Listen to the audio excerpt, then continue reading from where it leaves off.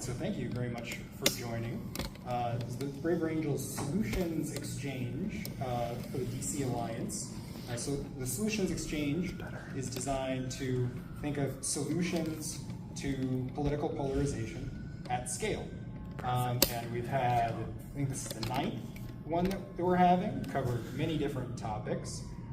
Today we'll be covering the media, specifically news, and what can be done to at least make it unpolarizing. So not make it a force pulling us apart, but maybe at least a neutral force, if not fully depolarizing.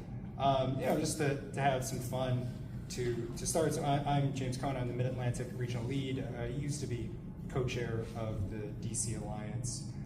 So a couple of quotes maybe to keep in mind.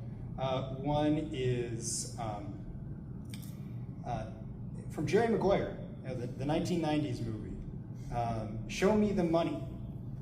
Unfortunately, when it comes to the news, and Amy is probably the world expert on this, because she covered it and other topics for Pew for 25 years, the amount of advertising revenue for newspapers, which is not the entire media industry, but an important part of it, has declined at least 80% in 16 years, from 2006 to 2022. So from roughly 50 billion to less than 10 billion, right? So there's not much money to show, and right, these incentives and the need just to survive is an important factor. And another quote that I often think of is, if it bleeds, it leads, right? I mean, so what news articles tend to get a lot of attention? And right, I mean, based on human nature, right, if there's something that might seem threatening, right, emotionally arouse us, that tends to get attention. And politically polarizing content that shows people in a negative light, that shows potential threats out there that can potentially anger us, outrage us, does tend to get more clicks and lead to more advertising dollars. And so there's an incentive often to make content that might pull us apart. And we know that there's a lot of topics potentially to cover. Social media, electoral systems, and we'll mention how they can relate to political polarization in the news. But ultimately we'll try to think about what are solutions more specifically tied to news and news media, instead of going into so many directions all at once. And with that, I'll turn it over to Amy, the Executive Director of the Center for News, Technology, and Innovation. And please tell us what CNTI does and who you are. Thanks. Yeah, I'm happy to join you here.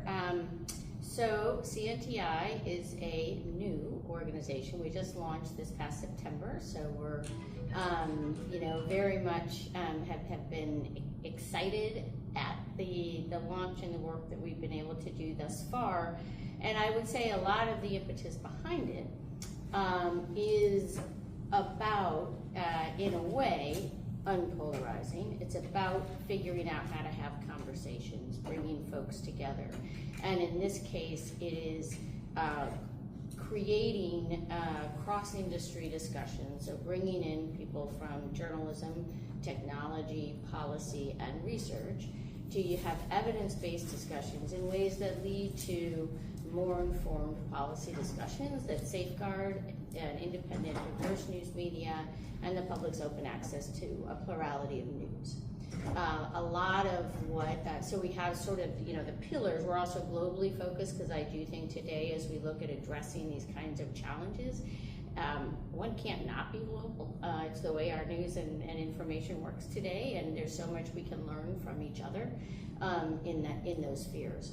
I would also say that, as I was doing public engagements in the last few years I was at Pew, I really felt like I would talk to one group here and another group here, and they all talked about each other, but nobody talked with each other. So it also seemed like the research there was a lot that was being done that was powerful research, but it was really disparate and hard for even somebody in the research environment to add up and make sense of. So how do we also help synthesize what we know from the data that's there, and then point to where we as a research community together need to do more research to shed more light to be able to address these questions. It's been a terrific start, and we're really thrilled. In fact, we're holding an event in Mexico City at the beginning of next week, it's really been a great opportunity to create, I think, in some ways, the way Safer Dangers does on the red-blue side, places to have sort of unguarded conversations about really challenging issues that are hard to solve. And I think the only way we can really figure it out and make some progress is to start to do that in more collaborative ways that respect the value that each of those entities sort of brings to the table in doing that. Yeah, well, first of all, congratulations. Thank you. For starting this. And I know, right, I mean, this is the solutions exchange, and it is sort of jumping ahead, right? I mean, I think you're doing a phenomenal job of just like bringing the right people into the room to have conversations that may eventually lead to potential solutions, or at least just kind of discuss what solutions could be. And we're like, hey, so what can be done? Yeah. Which maybe putting the cart before the horse. Well, it's absolutely towards finding paths forward that work, right? What are solutions, and what are the practical solutions, and where are there places where we're looking now at a number of we've done various policy analyses that is about how do we balance and really look at some of the definitional language and policies to see who is protected in the journalism community, what are the ways that diversity and innovation are a part of the policy structures, or thinking about the future potential overreach or control from governments that get just built into systems in terms of some of these policies allowing that. So it is about how do we get to solutions, and I think one has to take one step at a time, as you said, in doing that. These are all hard issues. Yeah, I know when we talked before, we were kind of thinking of different factors that can weigh on different news organizations, and right. I mean, some will try. There's a poll really trying to follow journalistic practices and norms and quote unquote like, do the right thing. And then there's another kind of incentive that's like, well, we need to survive, we need clicks, we need viewers, we need readers, and right, we sometimes just gotta give people what they seem to want in terms of whatever behavior is there. I guess, what are a couple, how do you potentially think of different solutions for news organizations that tend toward kind of more one side or more the other in terms of where they're gravitating? Yeah, I mean, I think a part of the, an additional challenge is that there aren't enough in the information space today, but one, an added element is that in addition to the multiplicity of choices, which is a good thing in general, right, to have, that's part of what the internet brought, is people having the ability to find the news that really suits the needs and interests that they have and certain communities that they're part of. And allows a lot of new kind of journalism to be created, including individuals and small 1 to 2 person shops. This is all terrific opportunity, but it allows more choice. Alongside that is also there's a sort of a natural separation if you're giving all these choices. Then we have the political animosity in our country that you all have spent a lot of time talking about, and I don't need to do here. But then you also have the disinformation element, or the element where there are entities producing content around the issues of the day, around the news of the day, but the agenda is not around sort of the higher-minded journalism ethics of truth and creating a more informed public, but is about a certain agenda. And there I think it is there's not going to be a lot of progress to make. It's more about creating an educated community about the differences of those kinds of outlets. But for the outlets where there may be some pieces that they're missing in terms of really being able to speak to a diverse audience, there's opportunity there, and there's a desire on their part to do that. So to figure out how do we help build bridges? How do we create the kinds of conversations and shedding light on the various vantage points in a way that's helpful to the public? A few things I think about in those kinds of areas there are a number of outlets that have begun what are sort of diversity councils of one form or another, and this is, I think, particularly common at the local level, to bring in the voices of folks to really understand the community. And I think there are ways to do that politically as well, to have sort of councils where ideas and story generation and understanding vantage points can be a part of the community as well. There's also interesting dynamics around in covering those kinds of political stories. It's one thing to be able to try to say, okay, we're going to express the views of people who think one way versus another way, but not really understand them. And so there's a difference in saying we're going to express the views of these folks so that we can explain to our readers, our audience, our listeners, how they feel.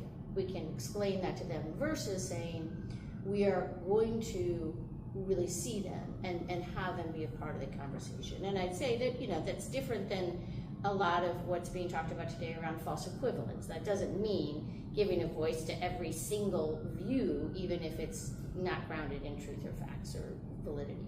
But where there are really solid differences that I think sometimes there are misses in being able to really hear and understand and express that in a news story. There may be opportunities, I think about, are there ways to co-byline some things, to have news organizations work together on a story that are known to have a different mix of audience? It's kind of a novel idea, but we saw that happen with the birth of more nonprofit news outlets, particularly at the state level, and they ended up doing investigative journalism in a way that a lot of the more traditional outlets weren't able to do anymore because of all the cutbacks in their team. And there was a benefit to both in terms of being able to have those stories in and the nonprofits being able to get more exposure, et cetera. So is there an opportunity there if there really is a desire to build? And I think it's hard.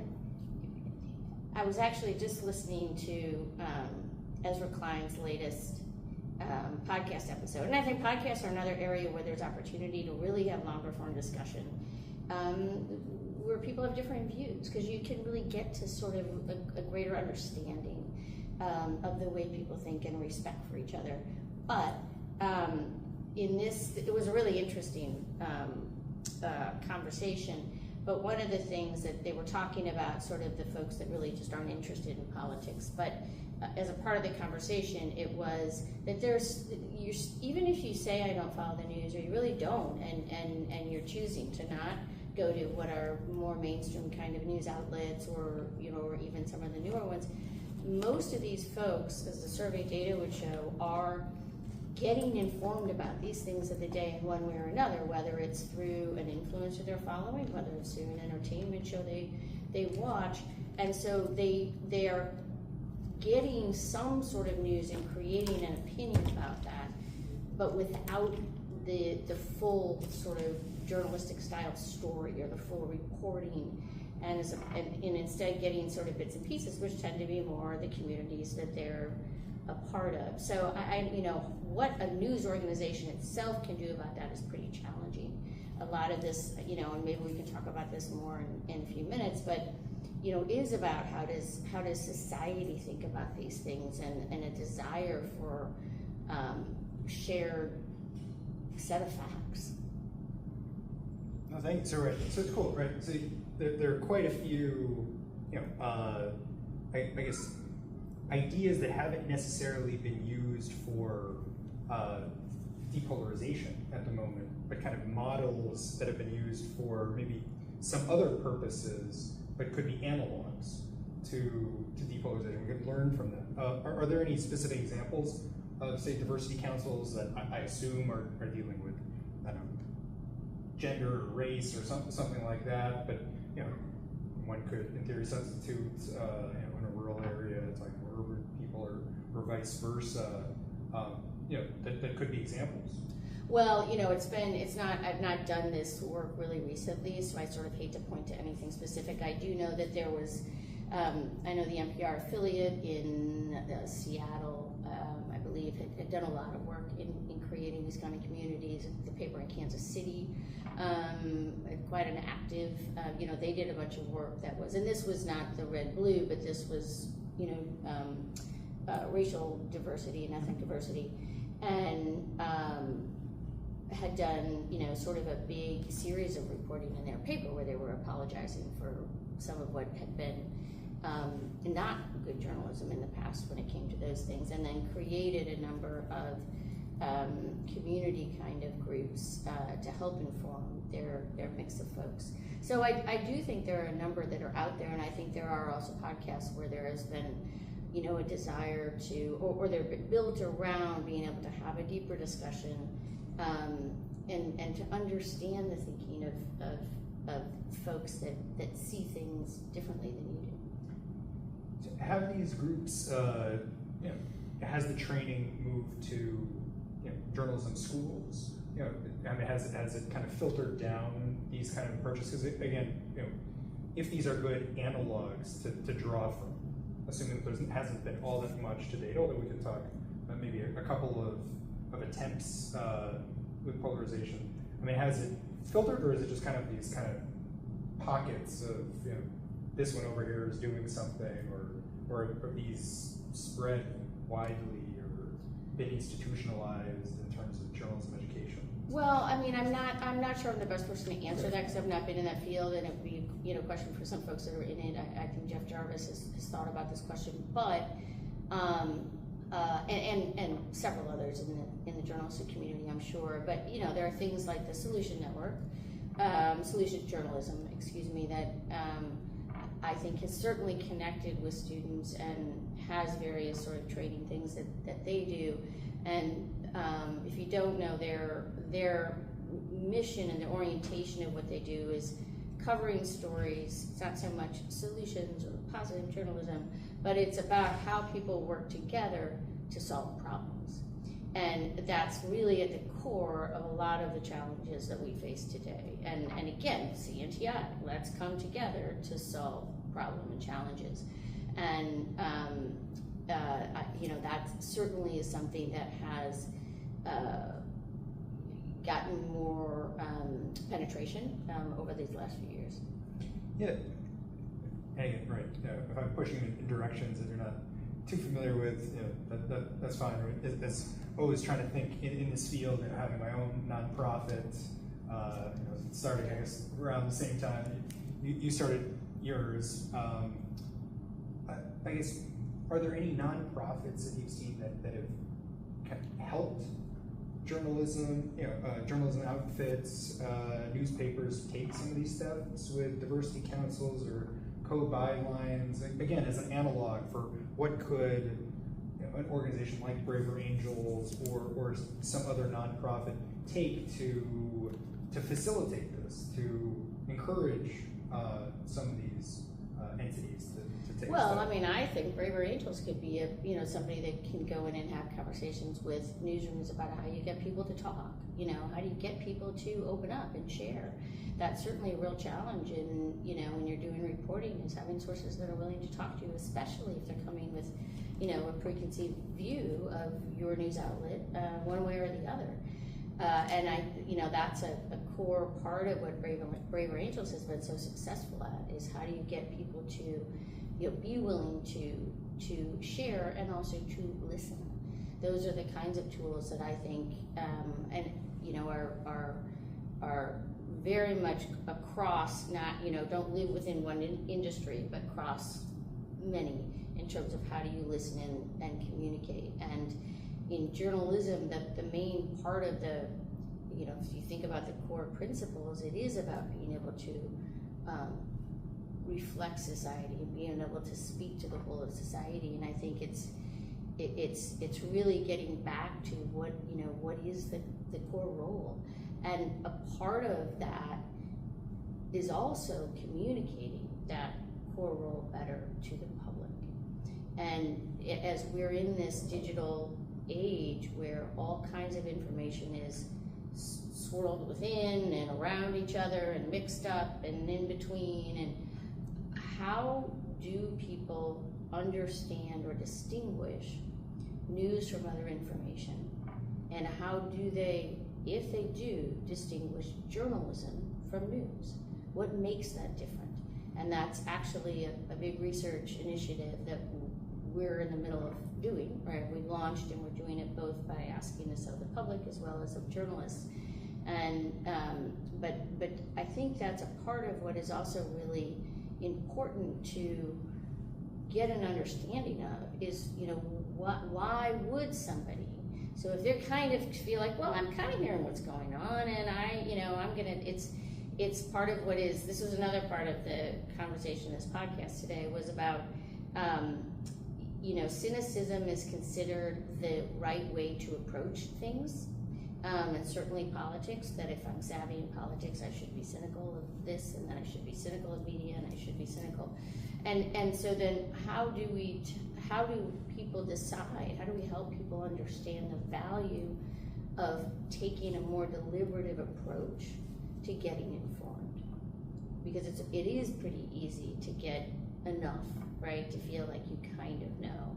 And again, there's a lot that's positive about the way technology has allowed people to get certain pieces of information that are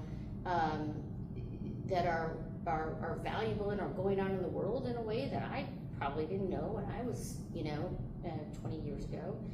But at the same time, it takes more dedication to go to these kinds of outlets. So being able to communicate, one, what makes journalism different, what distinguishes it, and we understand you, and we want to listen and are working to listen and to reflect the whole of the thinking around this. Both of those things are hard, but I think are really critical for journalism to do today. And in the past, in some ways, there wasn't as much need to, because there wasn't as much choice, Yeah, so the word that I'm familiar with that would encapsulate some of that is literacy. So there's media literacy, news literacy, information literacy, all these kind of overlapping categories of literacies when it comes to that. And there are organizations that, there's I think News Literacy Project, and right, so there are organizations that have specifically kind of taken up that mantle. Are there other nonprofits that, again, Braver Angels or other groups in the field may look to that have engaged with news organizations in the past that have had some success? Again, just to find, it seems, I think, analogs, and then putting a kind of polarization spin on analogs that have been successful or impactful in the past. Well, there's certainly, the Poynter Institute has done a whole lot of different sorts of seminars and programs, and just have a terrific both team there, and are well versed in knowing how to bring people together and host all the full range of the kinds of training one might do, whether it's a one-day thing, whether it's several months, and some grounded in ethics, some grounded in how do we use technology responsibly, how do we communicate to the public. That's certainly a long-standing organization that has contributed a lot and is a really great resource for folks Yeah, and after this, we can always send out, an email to everyone who's RSVP'd with some of these links of these organizations that, Solutions Journalism Network, Pointer Institute. I do want to go back to, maybe the organizations that, fall more on the spectrum of, we have an agenda, we're trying to make money, whatever, we're not fully committed to these kinds, I guess, journalistic norms. When you first brought it up, you mentioned kind of a demand side response. Just ignore them. Or try to have a shared set of facts. Do you also believe there could be some financial ways to disincentivize some of them, whether it's through an ad tech space or something to make it less profitable to have kind of less factual or misinformed, less newsworthy sites be as viable? Yeah, I mean, it's challenging. Certainly advertising is kind of a key route to go. I mean, it's one of those that's available, and we have seen some of that effect, right? We have seen advertisers pull out advertising after events that, were unethical in terms of putting what was purported to be the news and journalism of the day out. And so that is definitely an available mechanism, and being able to create, I think there are some networks that are working on how do we, bring advertisers together to be more informed about these kinds of things. But, that's not really an area that I've, spent a lot of time in. But other than that, it's hard because the way our system of journalism works in the U.S. and information broadly, there's not a license. There's not a license or a pass you get to say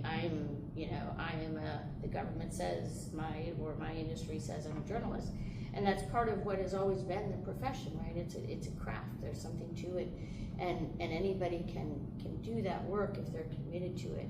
But it also means, it's controlling it, and I think one of the other things we've seen happen globally is a much more stepping in of the governments, even in democracies, to have more control to various degrees over the flow of information and the press. And that is a worrisome trend, very much. We did an analysis around World Press Freedom Day that showed general levels of press freedom and safety around the world, if you look across it, had dropped back down to the levels of 1993. And, excuse me, that's problematic. So creating structures that would let the government come in and say, let's pause and think a minute before we go that route. Yeah, and the organizations that I'm familiar with that are in this space, I guess, aren't trying to involve the government much at all. So there's something known as the Check My Ads Institute, and then there's Ad Fontes Media is working with something called the Trade Desk to do this. And right, it generally doesn't involve too much government. But I don't know. Well, I was going to say there's another kind of approach, which has been the NewsGuard approach, which is the check mark, the going through the content or saying, this outlet gets the blue check because it's done solid reporting. There are, it's a very well, it offers a lot of thoughtful approach to news. With any of these things, there are also challenges, and those have certainly come up in what they're doing. But I would also say the other challenge, and I think that has been a tool that some advertisers can use, right? And so is it what's public facing and what's a more sort of internal facing or advertiser facing? And when it comes to any public facing kind of work like that, it has to be meaningful to the public. The public has to care, but they also have to understand it. And that's one of the things we're working on when it comes to the AI space, is what are the ways that there are a lot of opportunities for journalists to use AI in ways that are really beneficial to their reporting and to the public. What are the ways that they can communicate that in a nuanced way that are meaningful to the public? And I'm sure AI will be a topic for some other solutions exchange. Yes. Hard to avoid that. I think the last question I'll ask before turning it to audience here and online. So would there be a way, or are there already organizations involved with CNTI that have a polarization focus? Like, how would organizations that may have a polarization focus essentially get a seat at the table? You're talking about kind of creating these spaces for different entities to communicate with each other and discuss how to address topics like if and how could polarization have a seat, and how could that work?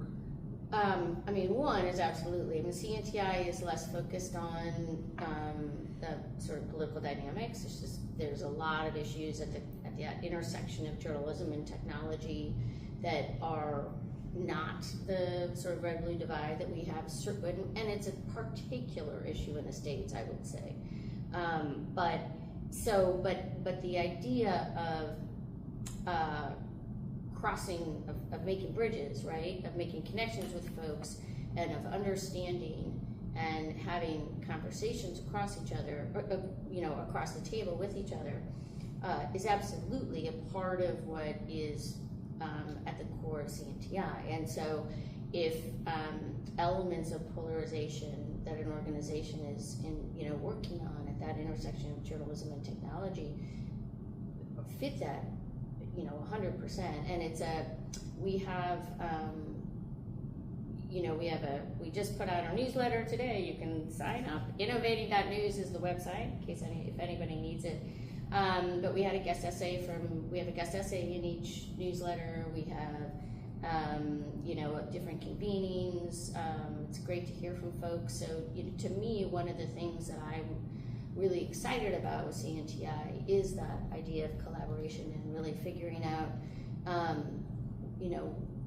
and it's a part of the global element as well, which is there's a lot that we have in common across borders, and there's a lot we can share and learn from each other. And the issue of cyber security, safety for journalists, one of the things we're looking at is, are there ways to create a kind of a living database that would help colleagues be able to connect with each other? A lot of them feel very alone. We did an issue primer on the topic, and as we talked to journalists about it, we heard over and over the degree to which journalists just don't know who to talk to. They don't know what others are experiencing.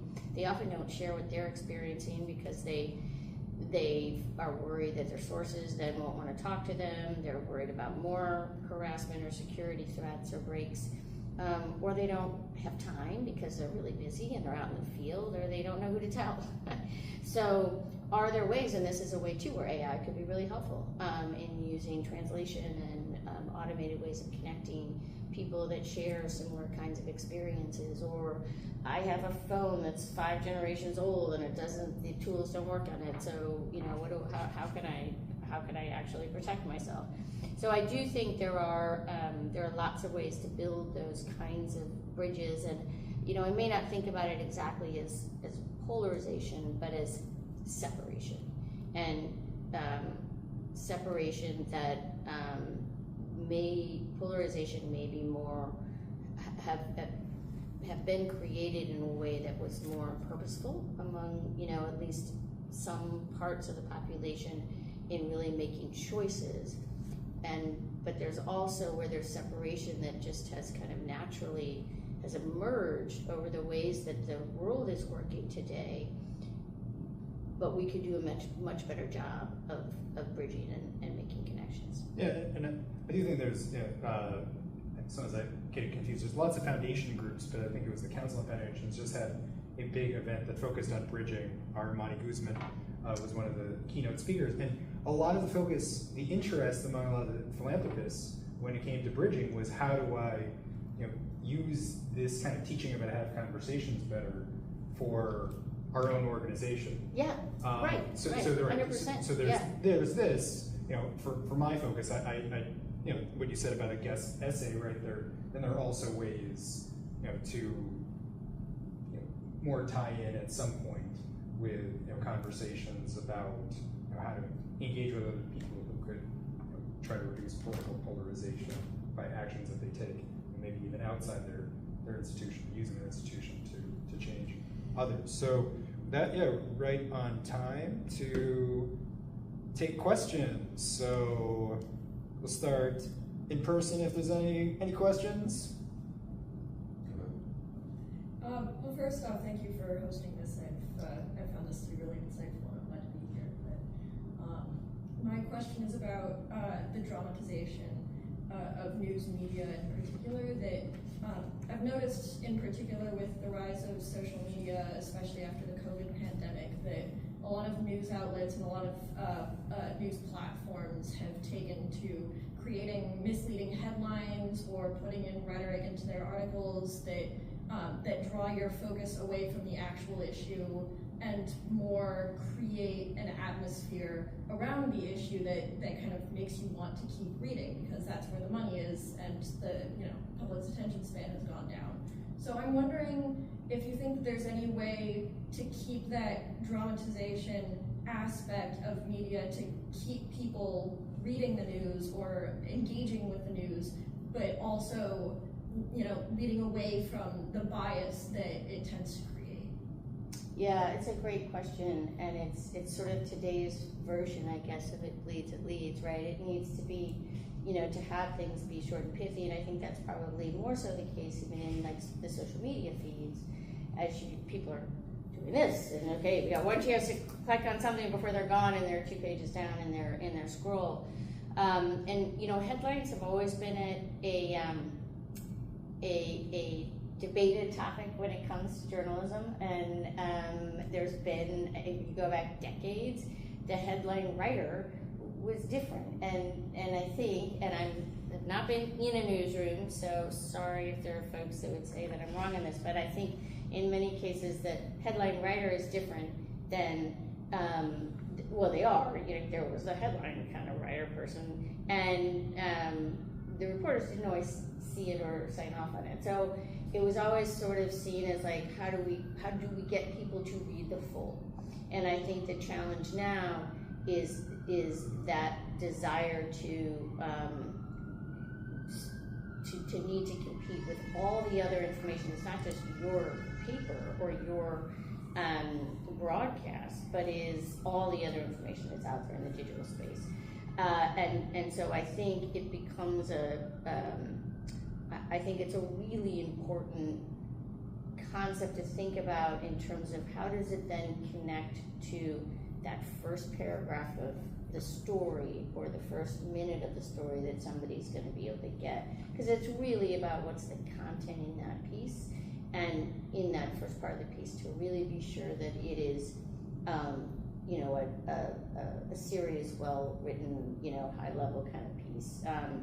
And I think there are ways to be able to label journalistic work a little differently in some of our digital spaces, because it's hard to tell. It doesn't look any different than what you get if you're scrolling through a feed in many of your cases. So it's a challenge. It's not a new challenge, but I think it is a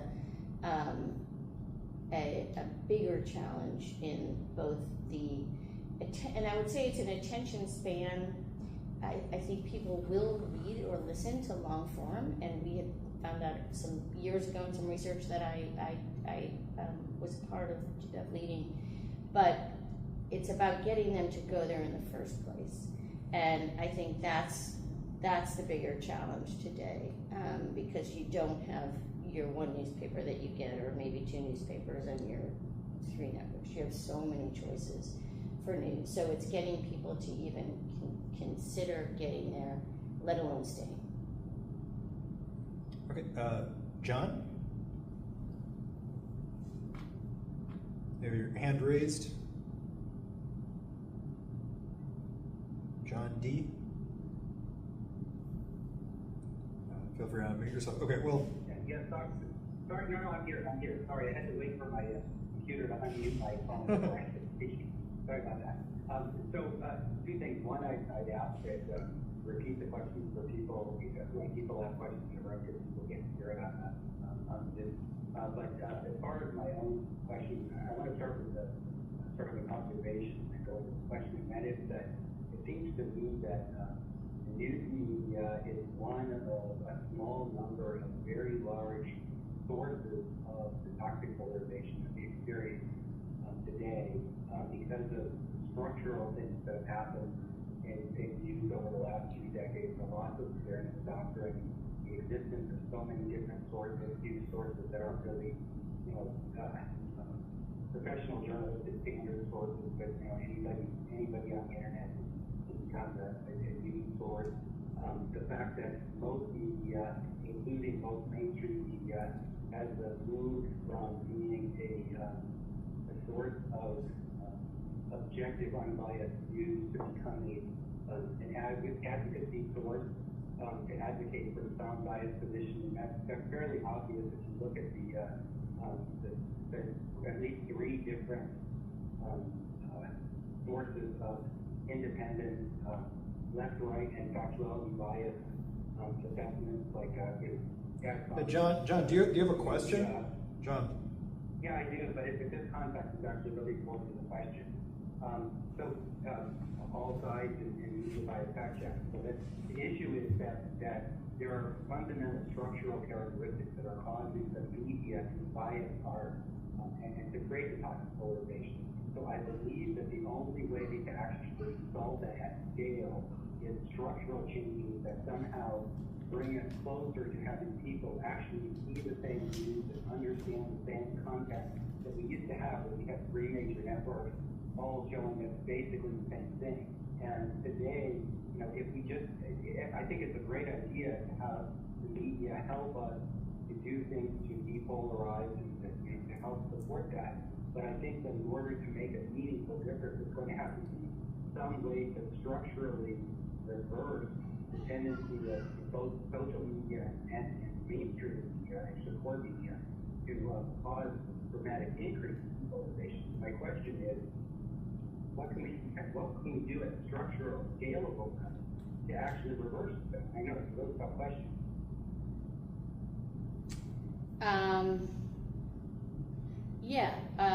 I think some of what we were talking about before are, ideas for ways to do that, but I think the multiplicity of options is not going to go away.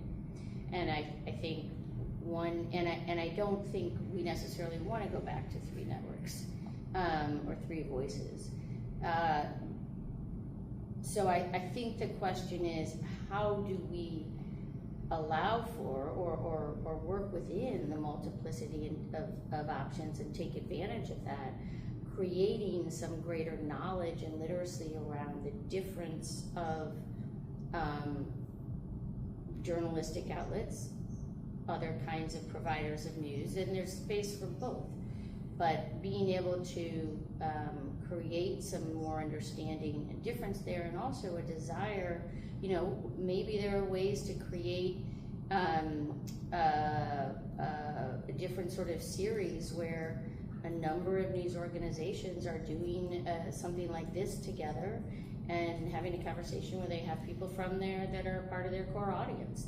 What are the ways that we create scalable conversations that help create a similar understanding of the facts of the day and the issues, as well as a respect for the whole of an issue.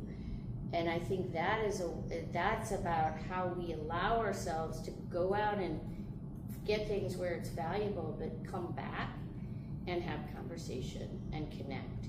There's a lot that, I think the local space, your local community, was always seen as a way to really be able to come together and create those kinds of relationships. And I think they still can be. And there may be ways to create, networks of these local communities to help bring folks together outside of the geographic bounds. One of the things that I think is a potential concern at the local level is that, we're seeing people physically, we're seeing political polarization where people are choosing to live.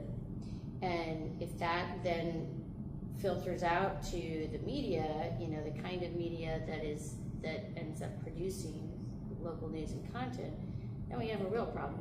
We're certainly increasing it. So I think first and foremost would be, how do we stop that?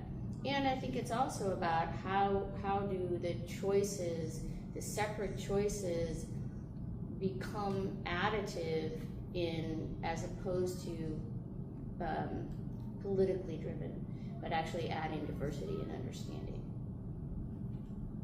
Do you think so another thing that was brought up, do you think the fairness doctrine, bring that back, would do anything?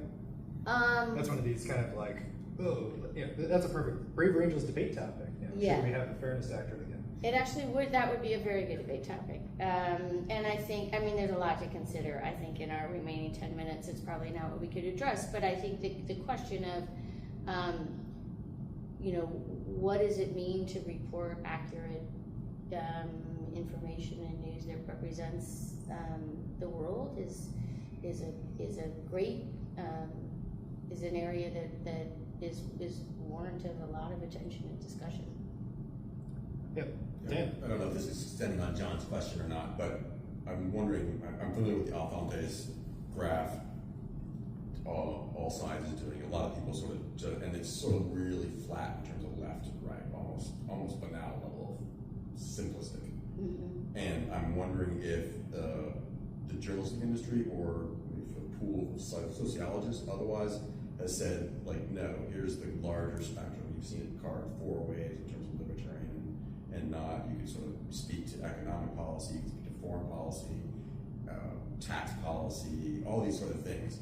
And if that thing exists, it seemed like it would almost end up being a very systematic way of assessing a regular stream of content to say, no, we're always arguing for state and government solutions here. No, we're always arguing for volunteer solutions here. Or no, we're always like, screw you, we don't care about that. Whatever. But you could always enunciate the value in, not quite fairness doctrine, but say, and here's the trade-off.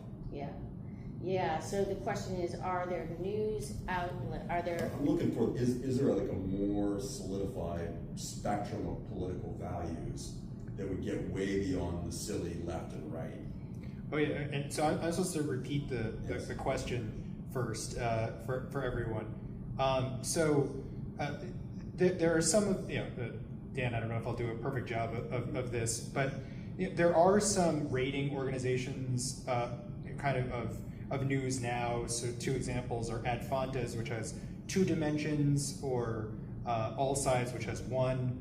So kind of left, right, and maybe some accuracy. But there are more dimensions than that. So could there be kind of more multi-dimensional, better kind of rating system for news? I think the question of the story selection is a really interesting one, and I don't know of anything that exists that's looking at what does an entity choose to cover. Now, certainly there are a lot of entities now that are subject specific, but if you're a general news provider, a study that I helped do back in my days at Pew was, it could potentially be a kind of model, but it's really hard to keep going. It was a study of, there were a lot of sort of these kind of non-profits, but they were really kind of state level things that were popping up, and watchdog organizations and things like that. And we did a study that looked at their content, so did a content analysis of their coverage for however long, and then did we also looked at their funding structure. And the big takeaway, and this isn't exactly, but bear with me, the big takeaway was that outlets that were singularly funded, so had a single funder or, you know, not many, were much more likely to be putting forward the same kind of political statement, so they tended to go after one party or be biased. It was looking more at political content. But there are ways to think about the approach to stories from the content side that could add to that dynamic. From the public's perspective, there's way more that goes into it than the left-right. I mean, it's economics, I mean, there's so many things that are really driving why people are separated in the way that they are, and that feeds into the political views, but a lot of it has a lot else that's at the foundation there. But in terms of rating, for lack of a better word, news organizations along those lines, I sure am not aware, and it would be interesting, but it would also, I'm not exactly sure how you would do it in a long-term way. You know, it's part of the problem with doing this for general news outlets that are certainly larger in size, is that there's quite a range of the reporting and the you know, mix of journalists on your team. And so, do you do something for the whole organization? Do you do it, call out a columnist? And that's a part of what has to go to the consideration of any kind of rating system to begin with. I do know that All Sides is just releasing some kind of AI-powered tool to try to analyze articles kind of immediately. I mean, still they've used their 5 structure, but at least that technology could be developed and use other criteria in theory. I will take both questions. So Alan and Len. Alan first, and Len, I know you've written a couple of questions in chat, but we'll try to get both of your questions. So Alan? Thank you. I'm kind of an outcast here because I'm a free market capitalist. And one of the comments was, the comment your speaker was saying that, you know, we need to look at how we control this and using ratings and stuff like that. And I think that's really what I'm pushing on it. Because if I look at any ratings I've ever seen, when I see a rating, it's like, oh, they agree with me about the stuff that I believe in. Nah, they're way off base on the stuff I disagree with. So I don't think that's going to change. It's, you know, you're taking the temperature of water and saying, oh yeah, that's, you know, 75 degrees. So I think it's really market driven. And if you're not seeing solutions in the market, it's because the market doesn't care, doesn't want them, or it will be seeking them out. I'm reminded of the whale times when I was a kid, when I could watch Walter Cronkite read the news. And he was never emotional. He read the facts. We used to call that in England, reading the news. The only time he ever got emotional, as far as I know, was when we first walked on the moon.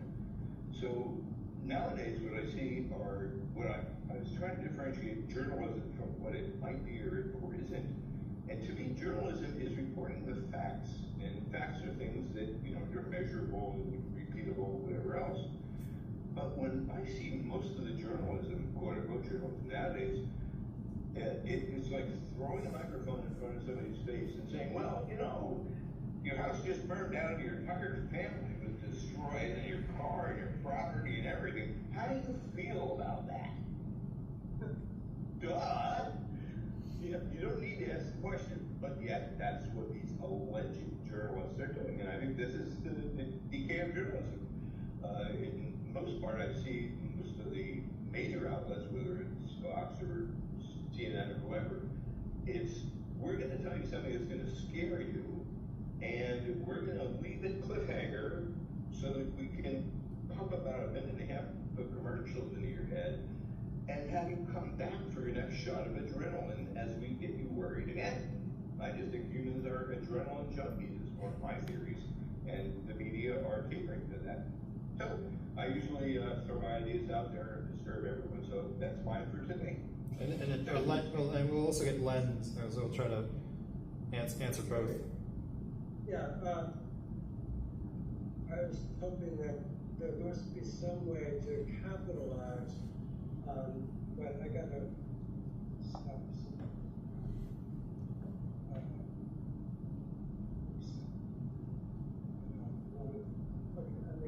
Two at the same time. But, okay, I feel there must be some way to capitalize on the fact that most people are exhausted and sick of polarization. I mean, you know, take people where they're at. I think, yeah, people like conflict. So just as MAGA has, let's say, rejected or, you know, mainstream Republicans as well as liberals, you know, this could be fighting against what I call truly mainstream or existing journalism in trying to appeal to the majority and say, you know, we're sick of what's happened to Angel's Wisdom. And we're sick of the polarization and really have representative kinds of people. We need, you know, rural working class voices and faces on this kind of network, and get people angry, because you need that, but angry at the polarization, not angry at each other. Talk about how, you know, the media are turning us against one another. And there must be some business model that'll work. I'm a free marketeer, just like Alan, and I feel like there should be some way to capitalize on this problem. Yeah, I think there are a lot of folks that are sick of polarization, and I think there is opportunity, and I think it's being able to do from both kind of ground up organizations like Braver Angels, as well as, you know, leaders are the leaders that are out in, you know, speaking and being the ones people see. They've got to embrace that too for folks to follow. I mean, we've got to see that as sort of change by example, right? Kind of approach. I do want to note that for the previous speaker's comments, I was not suggesting we need to get in and control everything. I think exactly the opposite, which is that that's a part of the way our freedom of expression and an open information flow in our internet, an open internet we're seeing around the world. The creation of these kind of splinter nets and closing down to create these closed networks and systems, and that is not the way a functioning society works, and the way we support democracy. And I think when it comes to ratings, the point is that's a method that is being used by some, and it's for good intent, which is to try to help people make sense of what's out there, because there's so much that out there. Each of them comes with the pluses and minuses, the pros and the challenges of creating a structure like that. And, you know, a key part of doing that would be very transparent, but certainly not suggesting that we should get in and have a control. I do think that figuring out if I don't know that we'd be in a majority place if you're talking about an actually market-driven solution. That the majority of folks, if they might say, yeah, we're sick of polarization, we want to come together, but then when it comes to a particular view, well, I don't know, maybe on that we should, you know, I'm not going to give so much. So a part of it is just having these conversations and really getting to an understanding of the way that polarization is impacting the functioning of our country, of our society. And it's impacting it in very significant ways. And if we care about maintaining our democracy and our country, which is also an area of question that there's been a lot of exploration and concern around, then we do need to do a better job of understanding each other and figuring out how we work together, and what are the ways that the journalistic providers can be a part of creating an informed society and giving us those opportunities that we then make choices to consume. Yeah, great. This has been really good. I mean, I'll have to probably watch it again to gather everything that you said, Amy. I know one takeaway that I have is potentially these nonprofits that have pursued kind of analogs for other topics, diversity, or gender, race, sexuality, whatever it is, and where can we learn from that? And Bill, that is a funny comment that you had. I always joked around about a Unity News Network or something. Could there be something like that? And yeah. I feel like it's the game. Oh, I hope nobody in the room had to have it either, but a game my parents bought once when I was young because they thought it would be a great family event. It was called the Ungame, and it was the most boring game. But yeah, that's the thing. Just presenting the facts as facts is not very exciting. But there are ways to impact people, I think, emotionally while having some facts. So this is great, right? As we're talking about conversation, so getting the conversation started about what could be possible, and maybe how Brave Rangers can get involved, or other nonprofits. And thank you, Amy, for starting the CNTI. It's very exciting. Thank you, and thank you all. All right, so.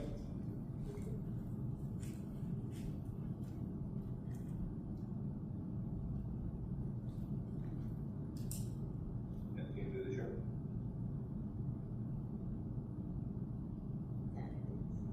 Okay. Thanks, everyone.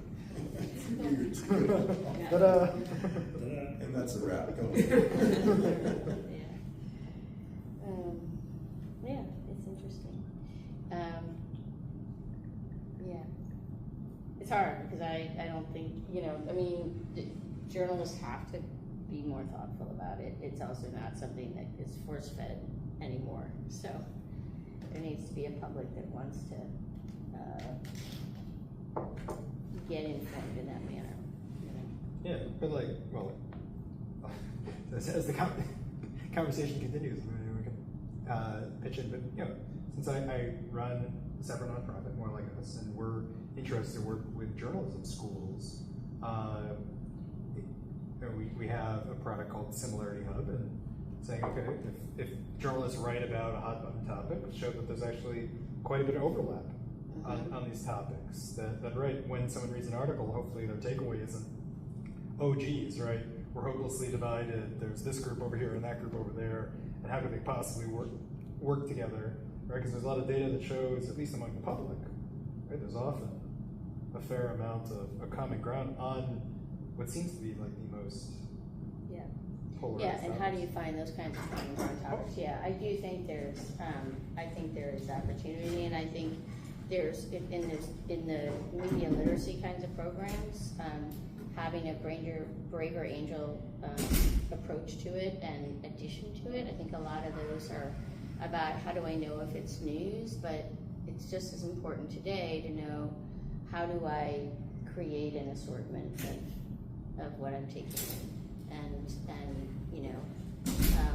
think about things in a more of a community connection way. I guess there was a lot of discussion about local journalism. I don't know, did anyone else have questions? So I attended the Fairfax Alliance's Red Blue Workshop in Falls Church last week. We had 8 reds, 8 blues. I went as Nice. a observer. And it was interesting on an individual level, people converged pretty quickly. The questions at the end almost mirrored each other on the same issues, everybody's concerned.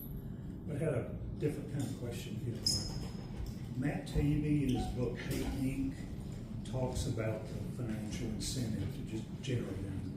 He's just flat out honest, but that's his job, to make people happy. And then also in What's the Matter with Kansas, they both brought up a separate, bigger issue. And they had to say, I'm not a conspiracy theorist, but division and polarization is the feature, not the bug. It's intentional, because the more they can keep people divided, the easier it is to cover up real collusion, real incompetence, real corruption. So that's a meta level bigger than what we're really working with or trying to solve. Now you got $1 trillion companies working against you. How are you going to fight that? Yeah, I think I'm not sure if that is, complete in terms of the analysis. I do think there's certainly incentive in terms of what people are drawn to, without question, and there always has been. I mean, we are naturally drawn to things that are conflict, that make us do this, that set us, it's the network, the 30-minute show. I did content analysis of that for decades, and we had that last 5-minute feel-good story was the way they closed it out, and the rest even at the network news, and that was the rubric. That's what you did, because that's where you could fit it in at the very end. If folks were still there, you ended it on an up note, but certainly wouldn't have it in before that. So that's not new. I do believe that many that have gone into the journalism business do care. When we have had more, really corporate buyouts, and this is, I think, more true for local TV news. It's much less local. They're not connected to local. We have, half the people in the country say the news they get tends to be from outside their area. So that's where it's harder to have those grounding principles carry through and have journalists be able to speak up for it. Because a part of it is up to the journalist doing the reporting to say, no, that's not what our job is. And as the connection to frankly, I think one of the worst things was the big wall that, the wall between the business side and the news side, which was we shall never breach. Well, that's not really a good thing. I understand why, because we're going to not be influenced back in the day, but ultimately it was important for the business side to understand the journalistic principles, and it was important for journalists to understand the business a little bit. And I think that's led to a really challenging place for the industry.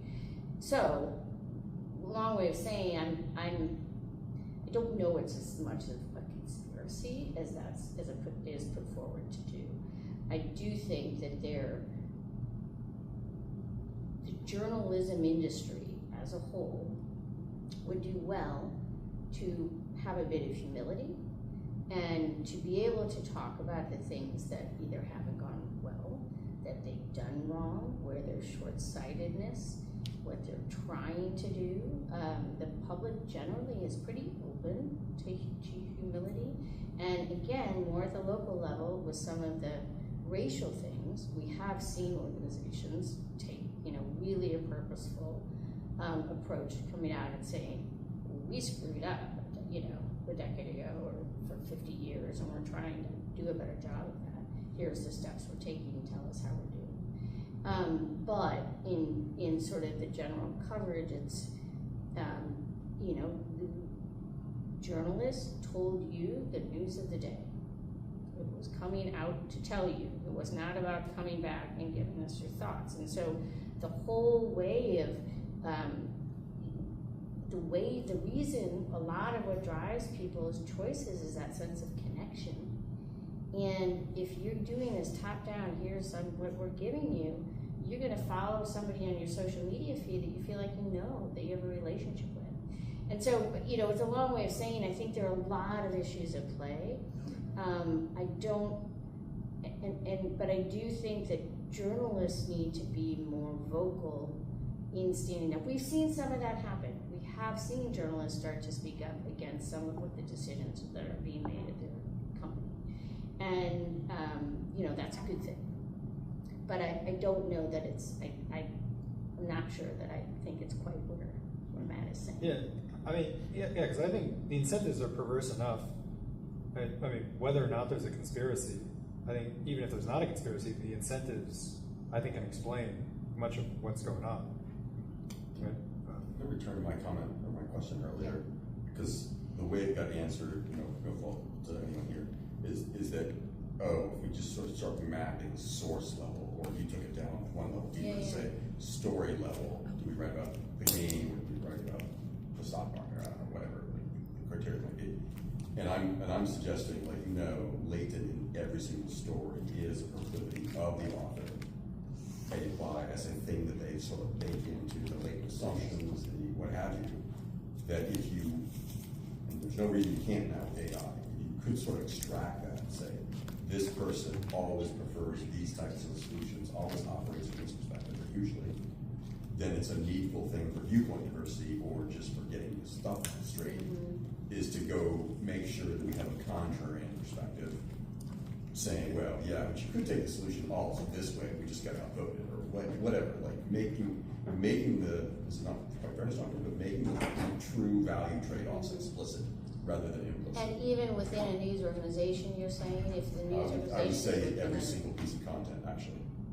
Like, I think the capability, the technology capability is there, and I'd love to chat with you afterwards on that, but it seems like, whether it's the Dallas Morning News, everybody's sort of like, editors assign things, people write things, there's a little approval cycle, they go out the door, but did that, in the average of the whole of the industry, did they hit dead center on that trade-off around that particular bike lanes or parking, or did they, they're always going for the bike lanes, as a really trivial example, and I'm just saying that it seems like that extraction is possible, that analysis is possible, and hence the metering towards balancing is possible.